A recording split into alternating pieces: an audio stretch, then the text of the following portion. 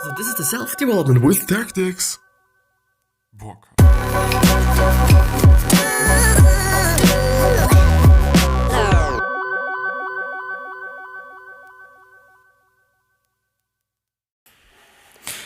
So, hello and welcome back to the next episode of the Self-Development with Tactics podcast. And I deeply hope that I'm not doing the same mistakes as the last few episodes, because I actually some kind of tweaked my audio input settings, which wasn't the best idea because I totally fucked up the whole thing and everything got a little too loud. And I always wondered, by the post-production, which I'm always doing or have to do for the podcast itself, so that the audio is a little bit more some kind of nice. Here on YouTube, I think it's not that bad to have it like this, because I would have to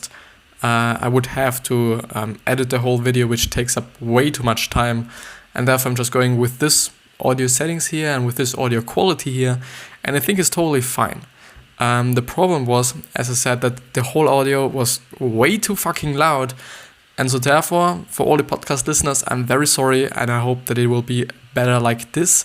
I kind of turned everything a little bit down, that I'm not going to be too loud in the episode recording itself, and yeah. But maybe I do just, had to tweak something in the post-production settings, but I don't know.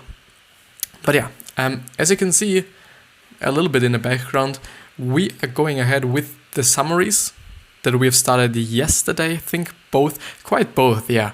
But I actually just really messed it up with the podcast episode of yesterday, with the mentoring podcast episode, because I accidentally uploaded the last episode's audio, which was totally broken, as I was telling in the last episode yesterday. So therefore, for all the people that were listening to this kind of shit, I'm very sorry that you had to, but I'm going to correct it today. I'm quite in a bit in a hurry, because I do have to do something for school again, and nearly the whole day long I had to do something for school, and this is actually the first time I'm doing something for my business right now, which is, I think, totally not the thing that I want to have to do, or I want to do my whole the rest of the school year long. But yeah, it's only 3 months left, and then I have 2 months of vacation. I have an internship, so it might be not too much of vacation, but it's totally fine. Most of the time, if I'm just sitting at home or in the holidays, not having to do anything, I quite feel it's so bad, because I do not have to do anything, and it is so boring, and I do not know what I should do with my life. This was like before I actually started this kind of journey, and I hope I will get better in this vacations, and I hope I will put out great videos, and maybe in 3 months actually a lot could happen, but I'll see, we see.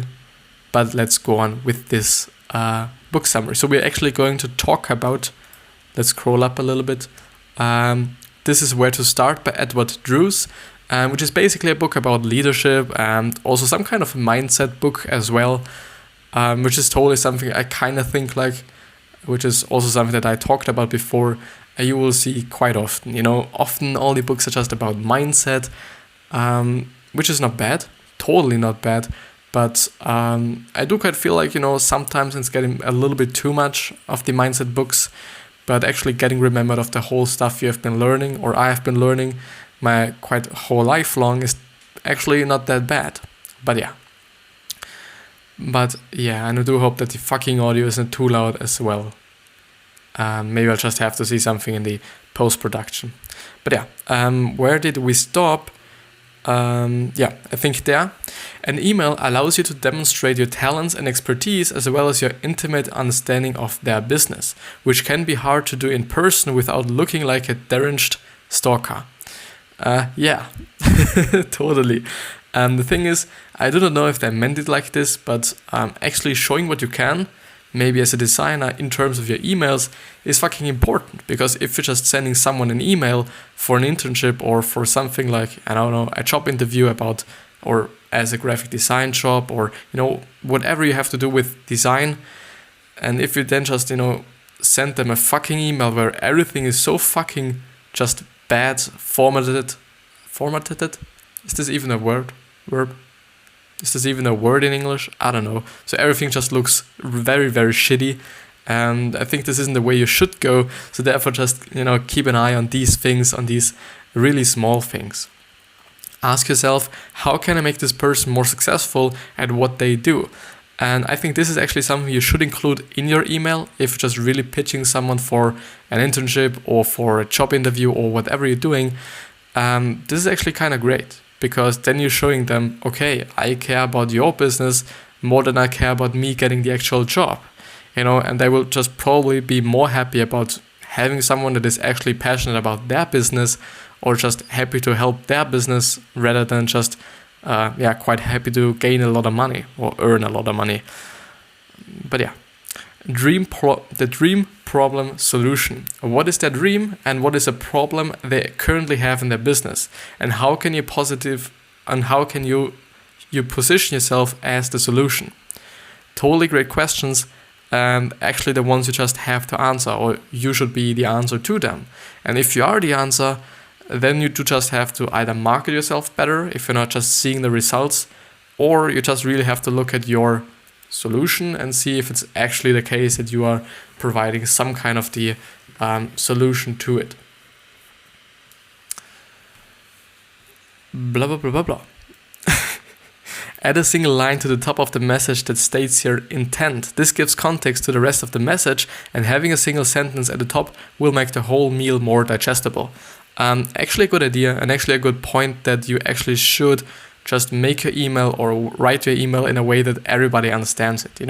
I kind of often feel like I myself write things, especially in German, that nobody fucking understands, and especially when it's handwritten, then you cannot understand it because I'm just writing so awful sometimes.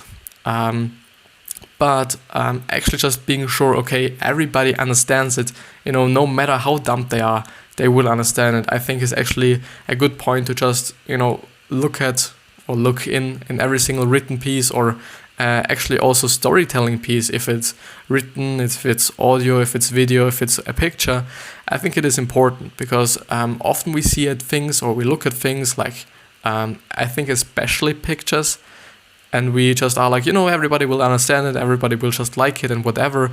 And actually, one of the best examples would be if you're actually a content creator on whatever, social media, doesn't have to be social media.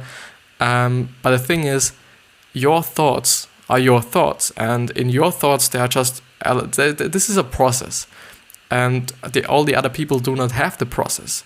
So therefore, you do just have to package your idea in such a way that everybody can understand it. Maybe you're just making it a little bit harder for the people, a little bit more difficult, so that it's actually something like, yeah, wow, I got it, or something.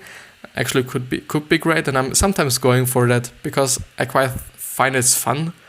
I do just, most of the time come to the conclusion that nobody understands it, which isn't too bad as well. You just can live with it. It's totally normal. But in general, just make your things and your storytelling and whatever you're doing quite digestible and understandable. Make your offer as low investment as you can. Anticipate objections that might arise and disarm them up front. And give away a tasty tip that will help them right away.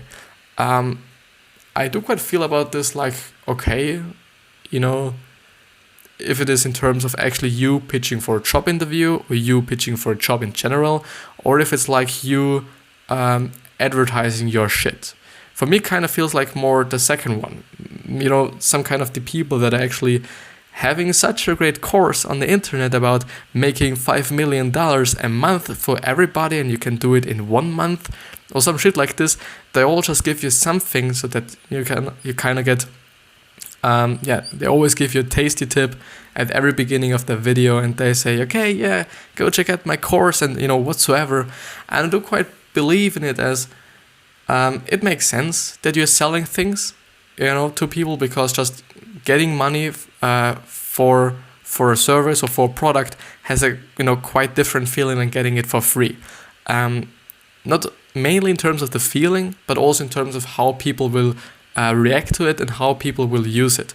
I feel like most of those people who buy certain things are just more enthusiastic and or more just strict with the whole program if it's a program, or with the whole book if it's a book. But often I quite feel like, okay, when people get something for free, they quite don't use it, that much, and they maybe just go through the book one time, or just read the first few pages, and when it's boring they just throw it away and whatsoever.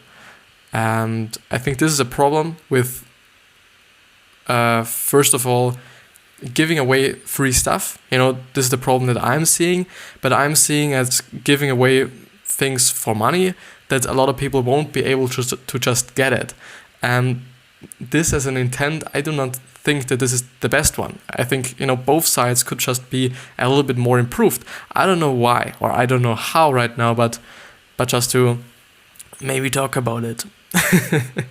How to write an email to a prospective mentor. The first line is the line of intent, and I actually zoom it in so that you can actually maybe screenshot it and you have it a little bit bigger. How to write an email to a prospective mentor. Is this actually something like, a maybe mentor or something? I didn't know that. Always great. I've been talking about it in the last episode, not of this summary, but in another episode, about that I'm just really grateful that I'm doing what I'm doing right now, because it just improves myself in so much fucking ways that I can't even count them, or I could count them if I just want to, if I just really want to think about them, but I'm not quite into this right now. But yeah, so the first is the line of intent, the second one is the dream, the third one is the problem, and the fourth one is the solution. The fifth one, the overcome obstacles, and the sixth one is the best. And the seventh one is your name, and the eighth one is your PS and a bonus. And I would highly recommend you to just really write down maybe a quick summary of everything as a PS, because most of the time people will just forget it, as dumb as it might sound, will forget it, after they've just read the whole thing, especially if it's a little bit longer, your email, but also when it's quite short, I would also always just put something in the PS, something like a summary of the whole text, in a very short sentence or maybe 2 sentences, or actually also something like a bonus, as they pointed out there, just something additional to what you were talking about in the email, maybe even just some kind of a code to get something for free or some shit like this. Or maybe like, subscribe to my newsletter and then get that fucking information. Quite by the way, I often see, actually also yesterday, I've listened to one of Tony Robbins' podcast episodes. He actually has a podcast. They are fucking great, and you should check them out as well. So if you're just really, I'm going through my podcast right now, this single person that might be from Sweden, if you're just listening to this, go check out Gary V Audio Experience and Tony Robbins' podcast as well. Rather than just wasting maybe the time with what you're doing right now with me, quite watching me. I think you get way much from Tony Robbins and Gary V in much a shorter time and a better quality, as a better product quite.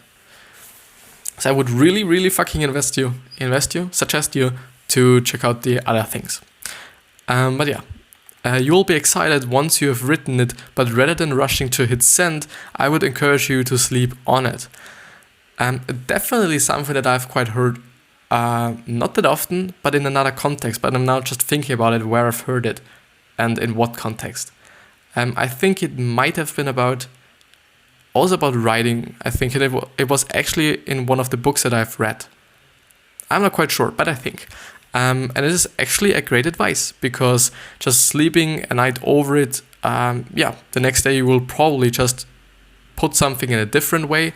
You will just probably maybe will do something else, in terms of you writing something completely different, because you feel like, what shit did I write here? And, what did I do there? And, there is a mistake. And also just, going through it and seeing if there are any spelling or pronunciation mistakes. Pronunciation? More like spelling mistakes and grammar mistakes. But actually just sleeping a night, on it is actually a great advice. The very next day, take a look at what you have written and read it back as if you were the person you are contacting. Okay? Once you've spent some time touching it up, put it away for another night to sleep on. Okay? And then get feedback on your message from some people around you. Ask 2 or more smart, trustworthy people to read over the email for general feedback, and once incorporated, ask 1 additional person to proofread the final version for mistakes. I've never ever heard someone just, sorry for not giving you the text. I've never ever heard someone actually just putting so much work into a fucking email than this person that, just wrote the book. But actually, the thing is, this also just underlines for me and just points out for me that the medium is actually just really not the thing you should be debating about. A lot of people say, okay, when I'm getting a letter, and also it's me, and I don't know why, because it doesn't make any fucking sense. A lot of people just say, okay, if I'm getting a letter, I'm just more happy than getting an email. Besides the whole fact that you might just see the email maybe 2 or 3 weeks later, but actually for me it's also the same thing. For me, getting a letter from a friend, which I've actually never got, I think. No, I don't think so.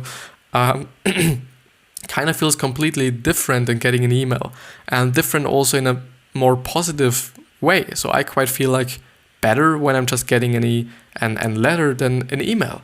But it doesn't make any fucking sense, and I don't understand why. The thing is, people might then say, okay, it's the effort you're just putting in to write the letter and going to the post office and just sending it away. But, what about writing an email? You just have to go to your PC, just log yourself in. Maybe you have problems with your password and just have to reset it to only write this fucking email. There could be a lot of factors that could slow the whole process down, And I do still quite don't understand myself for just being like, a letter is better than an email. Because, it's the same shit. Even though the information is the same. Maybe it's because it's handwritten. Quite difficult, I think. It's really quite difficult. The big mistakes people make.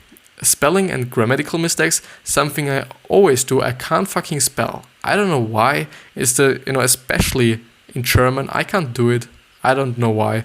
A lot of people will tell you, okay, you just have to read and, whatever language you might be learning.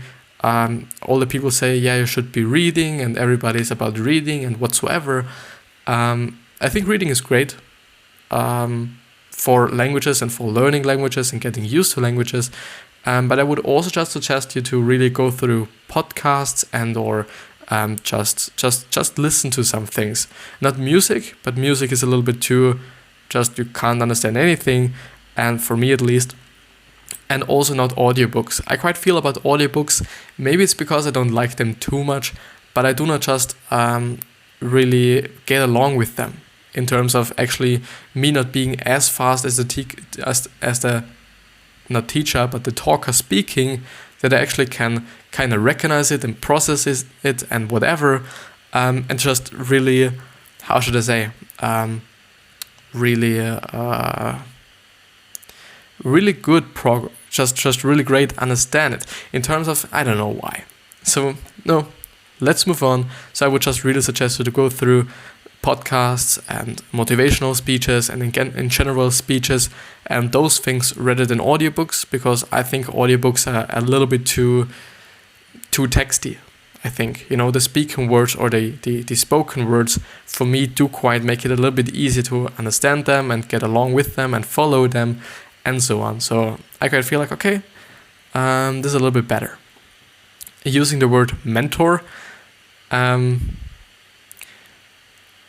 yeah, I quite feel like this is actually the case, but I do not know why. It quite feels a little bit maybe silly, if you just write someone an email or a letter or whatever you're writing them, if you just put in the title, I want to be your mentee or some shit like this, and you will always be talking about mentor and mentorship and whatever. Maybe it's a little bit too pushy. I don't know. The third one is using words like lol, ha ha ha, or anything else that would suggest this is a text message to your best friend. Who the fuck, to be really honest, who the fuck just writes an email to, a potential customer to potential mentor with the words lol and ha ha ha ha, unless it is really a person that is compelling to them. So if these people like it, and if these people are more like, I'm your brother than I'm your just mentor, then why not?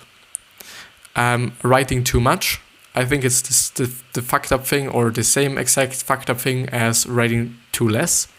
Attaching your resume, using an uncommon font. I don't think that people actually receive an email with the same font as you have written them, because you actually can just go into the settings and write your email in a different font for yourself, because you might just like it more, or you just like, I don't know. But I don't think that the people that will get it actually then just have the same font displayed as you just wrote it. Having sent from my iPad or sent from my iPhone, this is actually something that I quite understand that this author is just speaking about it, because you quite often see it, and it's totally something that's like, you haven't been looking, at it, and you just haven't been just going through the whole email enough, because you just actually didn't recognize that there is sending something at the very end of it that's not that good. For me it feels like, it's a little bit slobby. And the 8th and last one is including anything that might suggest at some point down the line you will be their direct competition in business.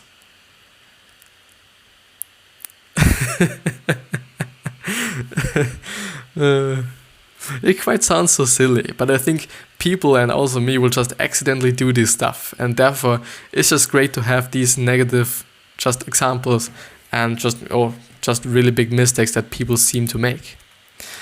I will just, so that you could just screenshot it maybe. I'm just going through the whole thing once. Yeah.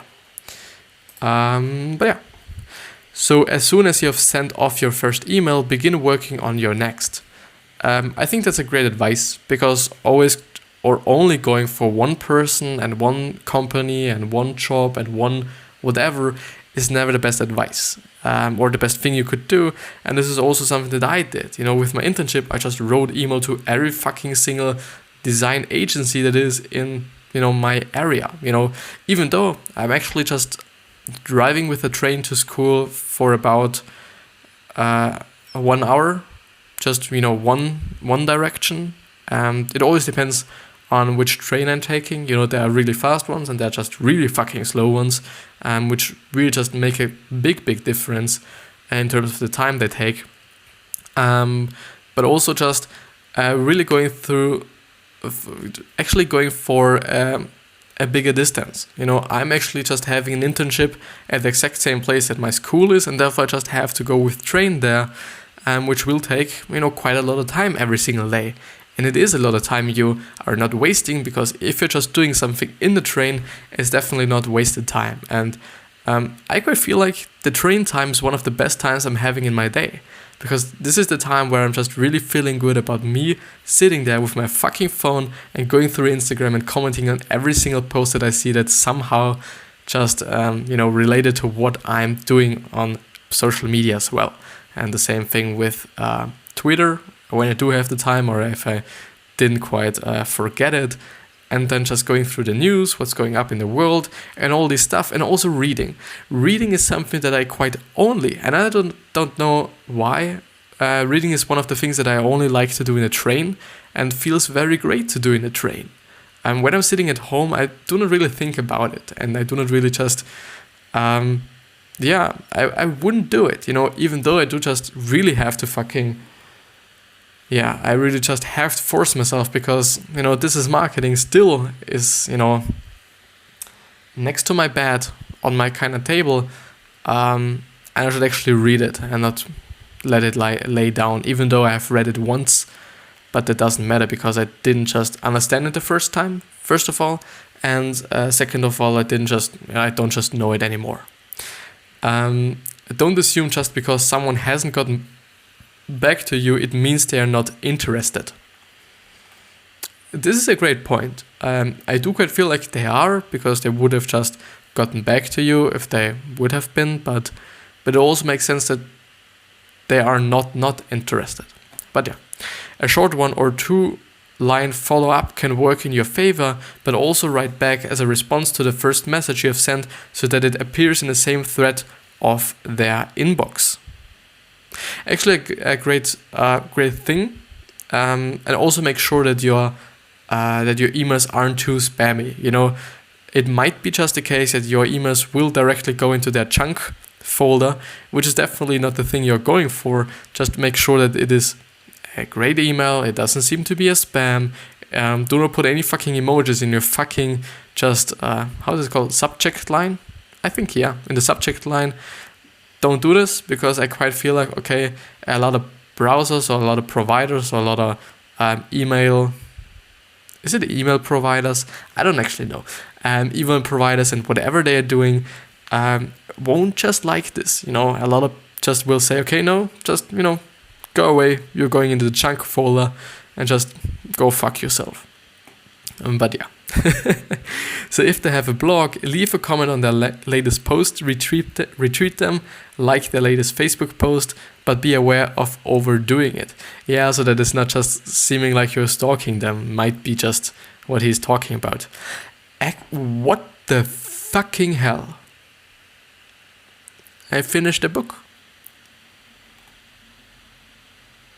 One last paragraph, which is, do not keep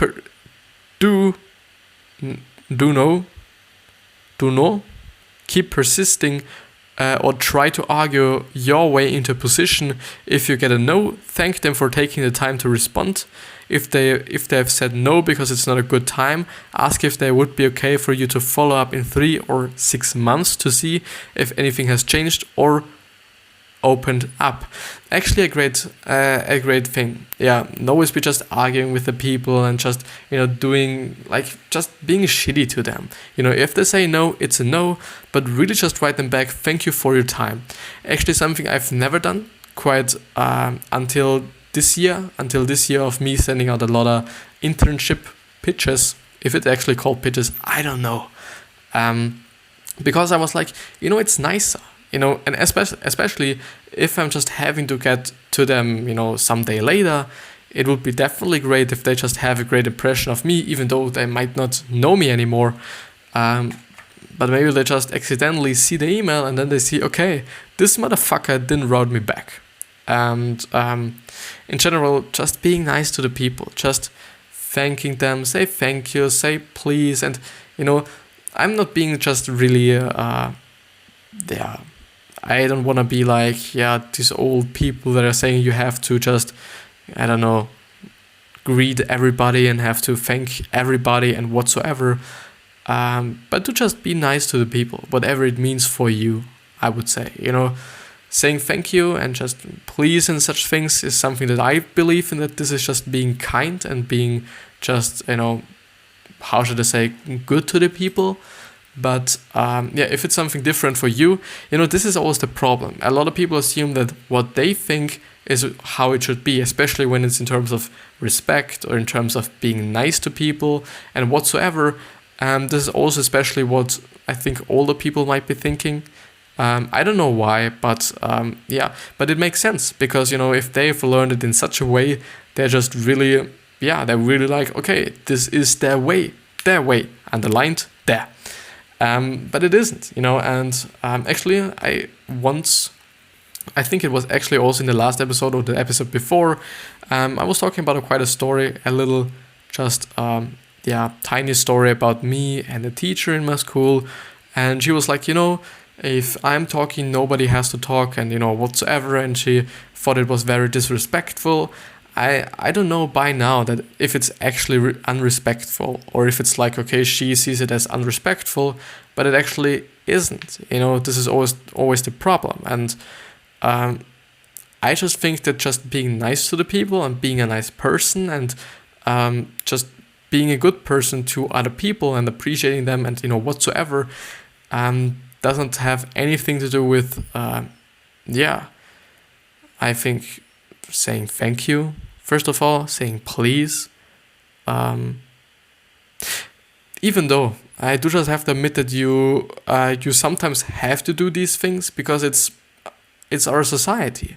I think if some things in our societies are like this, so for example the whole thank you and pleasing thing, if everybody just thinks that just saying thank you to the people is some kind of just being nice to the people or just being not disrespectful, then I think there's no way around it. If it's the society, you could definitely be like, I give a fuck about it.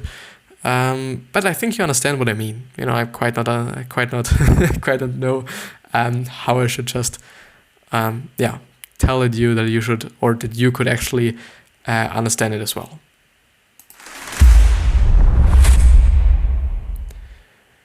Actually, again, 2 times the whole sound because it's actually loud. My speakers are on, and therefore you might have heard it through the microphone as well. This was actually the last episode of this book. It was quite a great book. I haven't been reading about writing emails before, so therefore it's quite great to have just a little insights in these things. But to be really honest, I do just only need these just things that I can talk about something. I think this is just to support me talking about things. I think you have never ever seen, maybe once or twice or 3 times, I've written down the author or the book title in the title of either the podcast or the YouTube video, because I think I've once just been thinking about it because it would make sense and I would maybe get a lot more clicks and whatsoever. But I think it's also or only just something of a supporting thing for me to actually be so that I keep talking and that I have something to talk about. And I think I could also just take an article, but I quite feel like, going through books just gives me a little bit more than, quite feel like it. But nevertheless, I'm going to record another episode, I think, just directly after this one. But I hope you have a wonderful day, or you had a wonderful day, and the same thing with the night. And I wish you the best self-help and self-health, but the best success, health, wealth, and happiness that you can get, and especially the happiness is totally something I wish you from the bottom of my fucking heart. And do not forget about to think about your legacy and giving back to the people, because this is important. And with that being said, I hopefully see you in the other episode. I'll see you.